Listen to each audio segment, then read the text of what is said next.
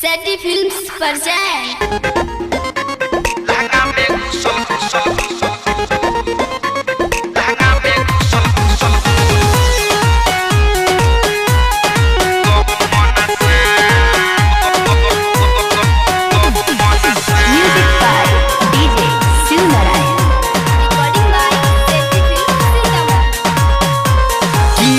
यारे बाप रे हे बा लहंगा में घुसल गहूँ मन सा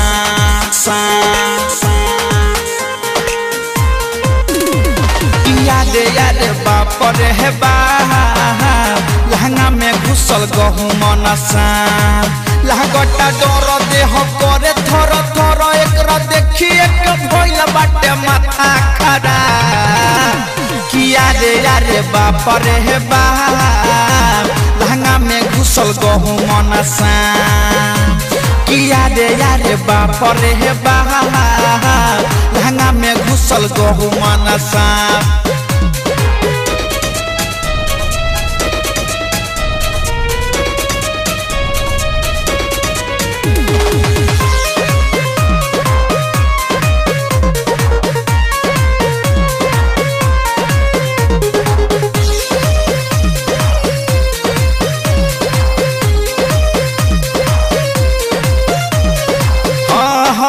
सजिया पसुतल रहनी गईनी डेराई लहंगा में हमारा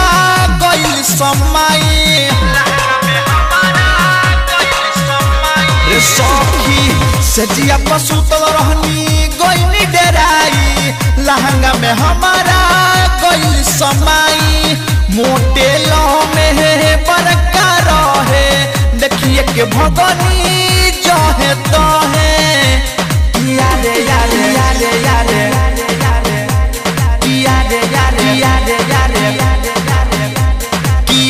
यारे बाप रे हे बा लहंगा में घुसल गहूँ मन सा यारे बाप रे हे बा लहंगा में घुसल गहूँ मन सा लहगटा डर देह करे थर थर एकरा देखिए के भइल बाटे माथा खराब यारे बाप रे हे बा लहंगा में घुसल गहूँ मन सा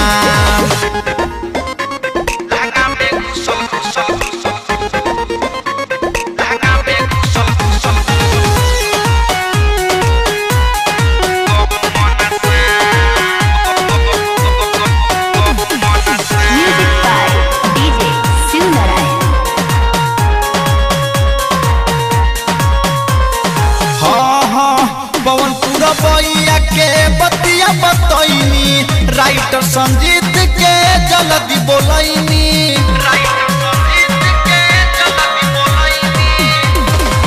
पवनपुर बइया के बतिया बतैनी राइटर संजीत के जल्दी बोलैनी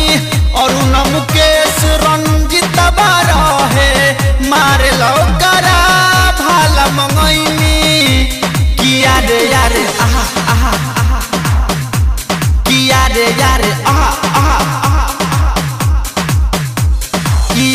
यारे बाप रे बा